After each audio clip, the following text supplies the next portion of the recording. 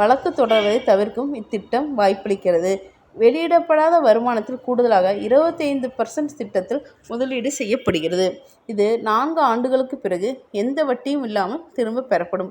இந்தியாவில் கோவிட்-19 காலகட்டத்தில் ஏற்பட்ட இழப்பை குறைக்க வறுமைக்கோட்டிற்கு கீழுள்ள குடும்பங்களுக்கு மார்ச் 26, 2020 அன்று பிரதமர் கரீப் கல்யாண் தொகுப்பை நிதியமைச்சர் தொடங்கி வைத்தார். கோவிட்-19ஆல் பாதிக்கப்பட்ட ஒரு சுகாதார பணியாளருக்கு ரூபாய் 50 லட்சம் காப்பீடு தொகையை வழங்குதல்.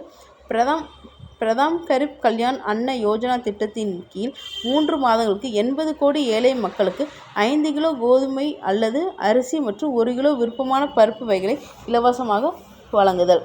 ஜன்தன் கணக்கு வைத்திருக்கும் 20 கோடி பெண்களுக்கு 3 மாதங்களுக்குள் மாதம் ரூபாய் 500 வழங்கப்படும். 13.62 கோடி குடும்பங்கள் பயன்பெறும் வகையில் MNREGA ஊதியம் நாளொன்றுக்கு ரூபாய் 202 உயர்த்தப்படும்.